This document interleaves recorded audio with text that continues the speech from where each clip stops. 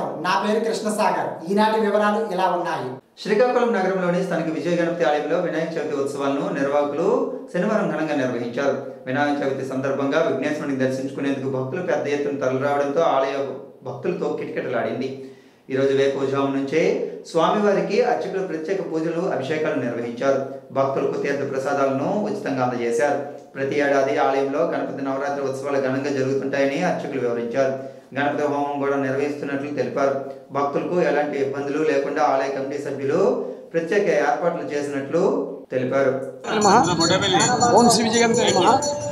శ్రీకాకుళంలో కలిసి ఉన్న శ్రీ విజయగణపతి ఆలయం ఈరోజు వినాయక చవితి సందర్భంగా మేము గత 8 సంవత్సరాల క్రితం ప్రారంభించిన నవరాత్రి మాలాధారణ అనేటువంటిది ఈరోజు కూడా చక్కగా జరుగుతుంది. ఈరోజు సుమారుగా 300 మంది నవరాత్రి సందర్భంగా మాల వేసుకున్నారు. ఈ మాలాధారణ ఇంచుమించు ఈ 5 రాష్ట్రాల్లో ఎక్కడా కూడా లేదు. మొట్టమొదటి మన శ్రీకాకుళంలోనే మనం ప్రవేశపెట్టాము. 9 రోజుల కార్యక్రమం తర్వాత 10వ రోజున హోమం చేసి ఆ వాళ్ళని మళ్ళీ తీసిన తర్వాత ఆ రోజు సాయంత్రం తిరిగి కార్యక్రమం ఉంటుంది.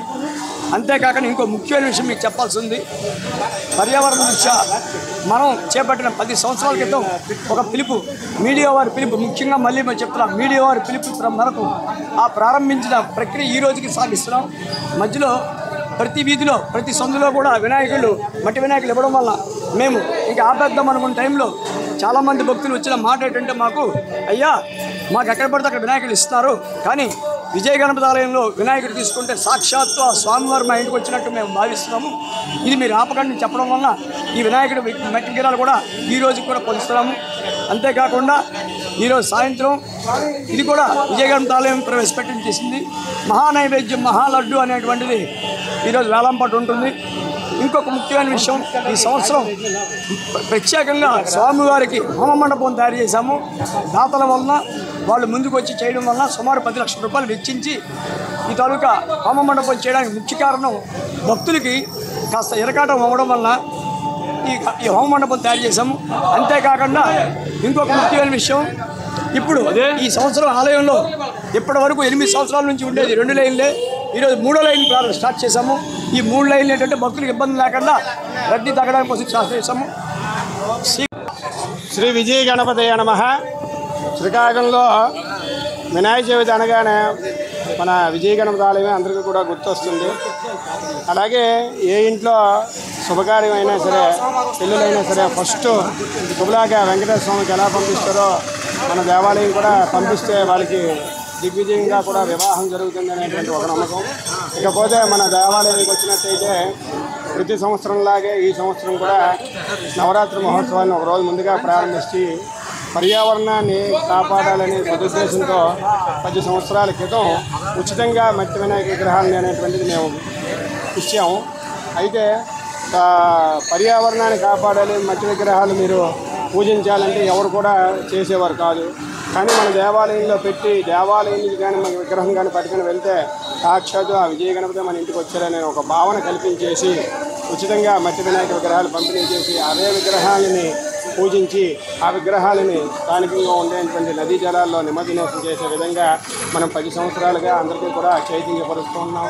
ముఖ్యంగా వినాయక చవితి అనగానే ఇది వయో పరిమితి లేకుండా, డబ్బుతో సంబంధం లేకుండా చేసేటువంటి కార్యక్రమం, మతాలకి అతీతంగా చేసేటువంటి ఒకే ఒక్క ఉత్సవం ఏదేంటంటే వినాయక చవితి. ప్రతి రాష్ట్రంలోని ఒక ప్రత్యేకంగా ఒక పూజకి ప్రశస్తం ఉంటుంది, కానీ ఇది దేశం మొత్తం మీద చేసుకునేటువంటి ఏకైక పండుగ మన వినాయక చవితి.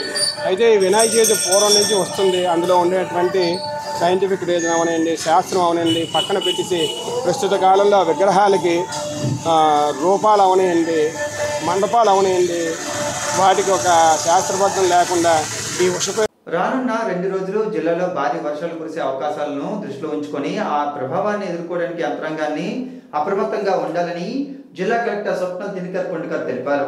తీర ప్రాంత మండలాల్లో మత్స్యకారులు 3 రోజుల వరకు చేపల వేటకు వెళ్లరాదని, ముఖ్యంగా నాగావళి, వంశధార ప్రధాన నది పరివాహక ప్రాంతాల్లో యంత్రాంగం అనుక్షణం అప్రమత్తంగా ఉండాలని శనివారం ఆయన విడుదల చేసిన ప్రకటనలో తెలిపారు.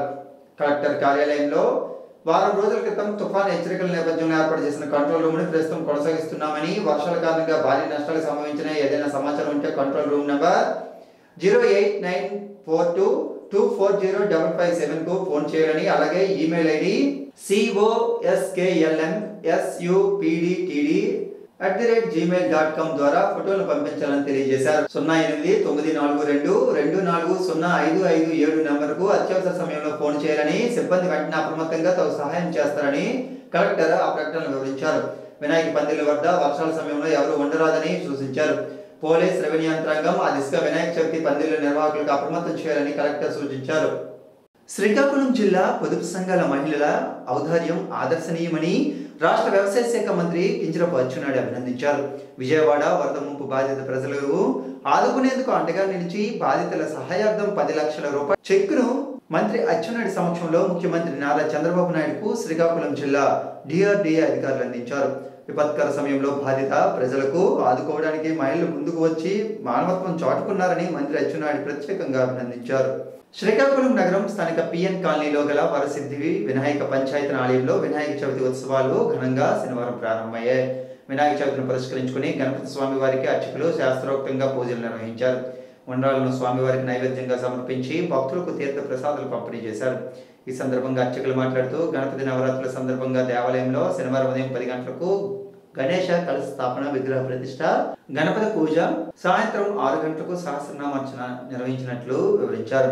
ఈ నెల 16వ తేదీ వరకు వినాయక చవితి నవరాత్రి మహోత్సవాలు ఆలయంలో జరుగుతాయని Red Cross chairman P Jaganmohan Rao చెప్పారు. పూజా కార్యక్రమంలో అధిక సంఖ్యలో భక్తులు పాల్గొన్నారు.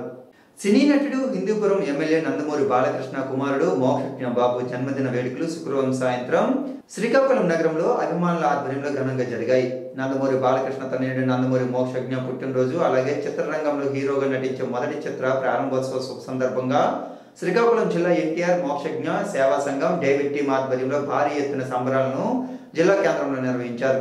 స్థానిక మదర్ తెరీసా ఆశ్రమంలో కేక్ ను కట్ చేసి అక్కడ ఉన్న పెద్దలుగా అభిమానులకు అందించి అనంతరం వారందరికీ భోజన ఏర్పాట్లు చేసి మోక్షజ్ఞ బాబుకు జన్మదిన శుభాకాంక్షలు తెలిపారు.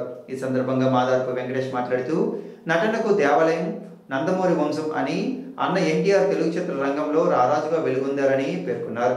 ఆయన నట వారసుడిగా నట సేవా సింహం బాలయ్య బాబు 109 చిత్రాల్లో అన్ని పాత్రలు ధరించి మొన్ననే తెలుగు చిత్రరంగంలో 50 ఏళ్లు ఏకదాటిగా అన్ని రకాల పాత్రలు నటిస్తూ సంచలన చిత్రాలతో రికార్డు సృష్టించారన్నారు.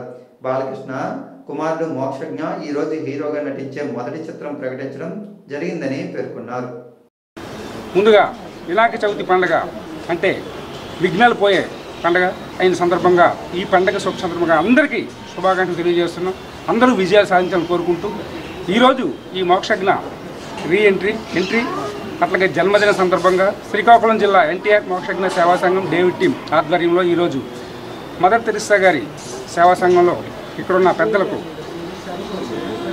భోజన కార్యక్రమం అట్లాగే కేక్ కటింగ్ చేసి పెట్టడం జరిగింది. వారందరి ఆశీస్సులు దీవెనలు కూడా మోక్షజ్ఞ బాబుకి అందించడం జరిగింది. మోక్షజ్ఞ ఎంట్రీ నిజంగా అద్భుతం. ఆ సినిమా డైరెక్టర్గా హనుమాన్ చిత్రం మొన్న ఒక బ్లాక్ బస్టర్ అయింది. ప్రశాంత్ వర్మ ఆయన డైరెక్టరు.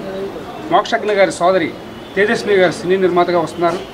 వీళ్ళ కాంబినేషన్లో ఈ రాబోయే సింబా అని పెట్టుకోవడం జరిగింది. టైటిల్ అయితే కాదు కానీ వర్కింగ్ టైటిల్. ఆ చిత్రం ఘన విజయం సాధించి నందమూరి వంశం అంటే నటనాలయం.